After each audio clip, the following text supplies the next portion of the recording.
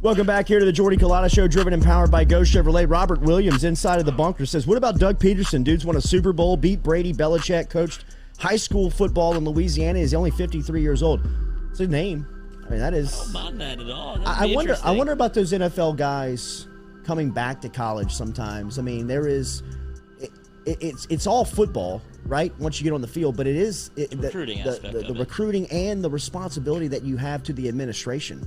You know what I mean? Worried about academics, worried about all of the stuff that goes into being a student-athlete's coach, not just a football player's coach. You know, sometimes that part of the gig for NFL guys, you know, especially once you go taste that life on Sunday, it's tough to go back and say, I want to do that stuff. You know, I mean, it takes a certain personality like Nick Saban who says, I see that I want to work more. You know what I mean? I want to be more instrumental in the players' lives. I don't want to have this professional relationship where I just coach them 9 to 5 and then we go home and, you know, do our separate things and then come back to work the next day. I think that, you know, a lot of people in that mode, Doug Peterson, I wonder if, you know, the job responsibility of being a Division I head coach and knowing that, I mean, it never stops now. It really never stops. I mean, there is a month that these guys have off in the summer, like, you know, the late part of June, early July, where they can, but outside of that, you're either camps, recruiting, it's always on. You know what I mean? Like I said, I mean, these NFL guys can at least get away from it. Brody Miller, who covers LSU for The Athletic, does exceptional work over there. You can find him over at The Athletic. He's also on Twitter where you can keep up with him on social media. We like to have a conversation with him at least once a week here during football season to kind of keep up with what he's thinking, what he's seeing over there. So make sure that you have a subscription over at The Athletic to get inside information from guys like Brody, who's got excellent relationships inside the program, and you can follow him on Twitter at Brody A. Miller. Good morning, sir. How are you, man? I'm doing all right. How you doing today, Joy? Doing good. We talked a little bit about it in the first hour. We talked a lot about it in the first hour. Haven't you heard that conversation? Haven't you heard that press that press briefing from Orgeron 100 times? It feels like that you heard yesterday. What do you sense the stance of the program is going into Kentucky after that press conference yesterday? What do you mean in regard to the press conference? Just I believe that we've heard it's my fault. We're going to fix it for at least 8 months now, 10 months. It feels like. Yeah, and of course there was, I mean, I'm sure you touched on it as well, that there was obviously an element of that needing to, the fact that it had to be open with was obviously a thing. Obviously I think, what he said over the weekend, and it's the tricky thing with Ed Orgeron is sometimes as a reporter, he will tell you the truth, about something, and it's refreshing, but it also ends with him rubbing a lot of people the wrong way sometimes, and that's kind of the give and take there. And obviously he said some things that, we're kind of openly criticizing Jake Peetz, a few times, and he's done that a few times this year, and he has a bit of a history of doing that with some of his coordinators. So yeah, I think it was pretty clear that, he felt the fact that he needed to immediately open his press conference by saying something like that, obviously indicates the last few days there have been some other conversations and some backlash against kind of what he said. And I think that probably, to your point, is the indicator of a lot of these things, just that, things are getting difficult there, things are getting challenging, and with the gauntlet they have coming up, it's just kind of getting a little more bleak there, I think, every week. I think our own Bruce Feldman was able to report that the sea is warm and getting warmer, and I think that's a solid way to put it. And it's a tough situation for a coach who, was on top of the world a year and a half ago. Gives a clear idea and understanding of just how warm it may be if guys like Feldman are talking about it publicly. I mean, I don't think you have to really know the business to understand the relationship that Feldman has with LSU football and Ed Orgeron in particular. I mean, he's written 2 of his books that are very centered around Ed Orgeron, and the latest being around LSU football and Flip the Script. And when you saw that tweet came out yesterday, I think a lot of people, I got a lot of text messages after it saying, wow, this stuff really is for real if Feldman's talking about it, especially from a national standpoint. What do you think?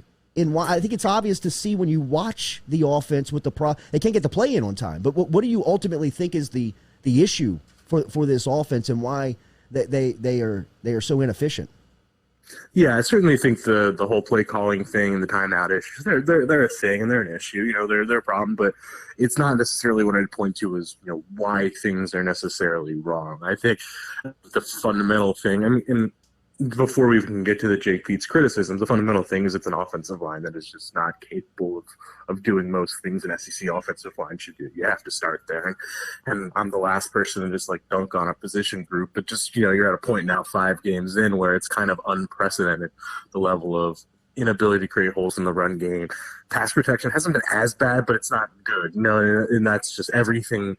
Every issue starts there, stems from there, and it's just kind of disingenuous not to start there. But there's other issues. I think Jake Peetz is a really sharp guy who I honestly think will be a really good offensive coordinator eventually, whether it's here or somewhere else. I'm not out on Jake Peetz as a whole, but I think there are some issues with, play calling and I think I've talked to some people on the staff who've talked about how Jake Peetz is a really smart passing game mind, but maybe he's still learning the overall building of an offense, overall formatting of a run game to set up the pass game, all those kind of things, that those puzzle pieces that work together, that maybe he's just not as comfortable with the run game yet and things like that. I think there are some just some growing pains there that you are seeing, and it obviously was quite highlighted Saturday. And and again, it's the chicken or the egg debate of, okay, if you've proven through 4.5 games you can't run the ball, should you be running the ball? And that's a different discussion. I don't know the answer to that. Maybe you should have just run a little bit anyway and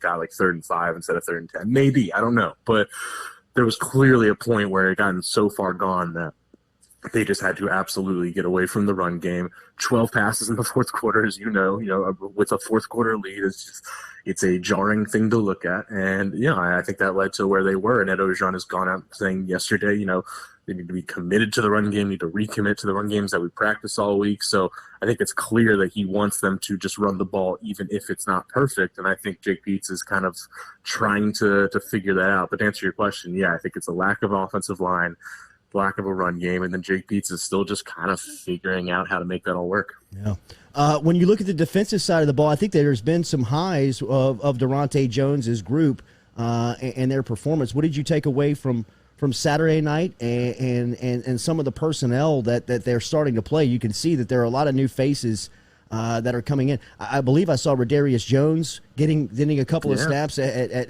cornerback. He's been in the missing program. I mean, of players, of people asking, where is 29? It was good to see him get some reps the other night. But what have you made of Durante Jones here through the first month of the season? Yes, our favorite category of guys who get in our mentions every week of why is he not playing? Oh, no, it's funny. The data doesn't, the numbers don't necessarily look great for LSU, and I love getting into the data sometimes, but sometimes it is misleading. And I do think Durante Jones has done, I think the UCLA game he got beat, and I think anyone would tell you that, but I've been pretty impressed with what he's done the last few weeks. The Mississippi State game, the numbers are not going to look good, but obviously we know the context, and he did a pretty darn good job of kind of putting LSU in position to win that game. And then Saturday, I know it looks bad with the Bo Nix stuff, and shoot, that overall the defense played good football to me. And even though they didn't bring those guys down, maybe this is me being too optimistic, but I'm somebody who probably more looks at they're in the backfield every play. That is probably the more replicable thing with what this pass rush is. And I think my biggest takeaway from this whole season has been just the turnaround in that that secondary, and even just the linebackers too. I'd say they are just not making the careless mistakes as much, even without a Derek Stingley in there. I've been really, obviously Cordell Flott's been the breakout star of these last 2 weeks, but it goes further. I just feel like you're seeing better tackling. Jay Ward, Cam Lewis deserves credit, a guy who kind of had just been written off for 4 years and has been a really just quality, solid player. Major Burns is playing good football. I've been really impressed with just kind of seeing the secondary, take a 4-yard gain and keep it a 4-yard gain. They make that tackle in open field. They're not making – yes, they've had a few coverage busts this year, but it's 80% less than last year. I think overall Durante Jones has done a pretty solid job. Is it an elite defense? No, but it is a pretty successful one that's putting them in position to win games at the very least. We talked about LSU's offense, especially what you saw in the fourth quarter. What's the difference between LSU on offense and Mississippi State? Because you saw what Auburn did, which is the same blueprint LSU had against Mississippi State. They just started to drop 8. And because LSU can't run the football, you've turned into almost an Art Monk, air raid offense. So is the book out on how to stop LSU if that's the way they're going to play? I mean, I think there's some validity to that for sure. I mean, and it goes back to Ogeron's thing of, you have to just commit to running the football. And I think that's a real thing. And I know that's obviously a thing with Leach too, but you're absolutely right, because it's kind of wild. I mean, again, you just go back to a McNeese game where it's McNeese. There's just no world in which you can't run for 5 yards to carry that game, and they couldn't get 3 yards to carry. That is just that shows that, yeah, if an SEC defense can, runs 3, that they probably still can stop the run game and whatnot. So, no, I think you're absolutely right. And if they don't adjust, these next 5 games are going to be pretty bleak, just because if you can't run the ball against the teams you've played, how is anything going to get better when you're playing better teams, smarter teams, better run defenses, better, smarter defensive coaches, all that? Yeah, I think you're going to see a lot of dropping 8, and like you said, even dropping 9 at times last week. I really do think it's going to be amazing. Yes, exactly. No, and you can't leave that out. The pass protection has somehow become the less criticized part this season because the run issues are so bad, but it is still a troubled pass protection. So I don't know what they can do unless they just figure out how to run the ball. Do you get the feel of the headspace of the locker room going into this week of preparation? Have you been able to judge that in your post-game chats on Saturday night to some of the early week discussions here around LSU football? Do you get an idea of kind of where the locker room is heading into this week? Yeah, it's a good question and a valid one. I won't, lie, and I don't know if I have a great answer there necessarily. I do think it's kind of a challenged one, and one that's probably going through some things. I don't know if it's the best situation in a lot of ways, but I won't say, too much there. I don't have an overall answer there. Brody Miller joining us here, Jordy Culotta Show. Remember, you can find us online at YouTube, Facebook, and JordyCulottaShow.com. Driven and powered every single day by Go Chevrolet. Some of these freshmen have made an immediate impact. What have you made of these freshman wide receivers, specifically Jack Besh, and the impact that he's had on the first month of the season? Yeah, I think the thing with freshman receivers always tends to be, and I think this is not a knock or a plus, but they're gonna, when you have a really good group of freshman receivers, I feel like that they're not necessarily going to be consistent week to week most of the time. They're going to have one or two is going to have a really great game, but it might not be every week. I think you see that all the time. What's so impressive about Jack Besh right now is he is the week-to-week guy. He is their number 2 option, clearly. In some ways, on a down-to-down basis, the number 1 option in a weird way. I mean, it is pretty wild how quickly he has become just a legitimate, just possession guy who moves the chains, who 3rd and 5, we need first down. What are you going to do? You go to him. And that is, I don't think that should be overlooked. It's pretty wild to think that a guy has really earned that place. And I think that's a combination of, one, I mean, you and I talked about this for 5 months now, how just physically advanced he is and all that. But it also just, I think he's a smart guy. I mean, Max Johnson talked to us last week, and I asked him why he has become Mr. Third Down for him. And he's like, it's because he knows how to read coverages and is just really aggressive at going for them. So I think there's a lot of stuff he deserves a ton of credit for. And it's not, and the thing is, it's not even just he's a possession receiver. He does great stuff after the catch. So I'm blown away to see what his path's going to be these next 3 to 4 years. But on top of him, yeah, I mean, like I was saying, Brian Thomas looked pretty good Saturday, and there have been 2 weeks where Deion Smith looked amazing, and Malik Neighbors finally had his big breakout play, and all these guys. It's getting, and we haven't seen Chris Hilton yet. So I think this freshman receiving core is absolutely loaded top to bottom, and the fact that they're already producing so much is a really promising step. I just think fans can't be disappointed when a guy's not a week-to-week superstar every week. I think freshman's going to be a little boom and bust, Max Johnson's frustration seemed palpable yesterday during the press conference. What was your takeaway from his comments? Yeah, I think Max Johnson, I think I could say this after every week so far. Max Johnson is a pretty intense dude. I've written stories about, how competitive he is. And again, I hate this comparison game. There's a little slight Burrow-ness just in terms of how he handles, losing in competition and stuff like that. And I think after the UCLA game, you saw a very just livid person. I think this last 3 days, you've seen it, just as much of just a real anger and frustration of losing. I think an anger and frustration with, he's even after the game Saturday, he was talking about, again, he's not throwing any coach under the bus in a million years. Everything was said smart and respectfully, but about, the need to run the football, the need to get into more manageable third downs, stuff like that. That I think a play call would be nice. Yes, exactly. Yeah. So I really do think there's a frustration there. And again, I'm not putting words in his mouth, and we shouldn't, but there is, I think, an element there. I would just, human nature, there has to be an element of everything is being put in his lap. Everything is being put, and he's being put at the same time in a situation that's really hard to succeed in. He looked really good that first half, and like we've been talking about all day here, eventually the defense was able to adjust completely and just made life really hard for him. So I bet there is a frustration. I mean, I caught Johnson walking out of the stadium Saturday night after the game, like minutes after his press conference, and it was just like a dazed, angry, just how'd that happen? Disappointed look, and yeah, exactly. So I think he's a competitive guy who's probably going to bounce back from it hard, but I think he's taking it hard. What are the challenges that Kentucky present this Saturday night? That is a hostile environment LSU is walking into. The last time they walked there, it wasn't this hostile.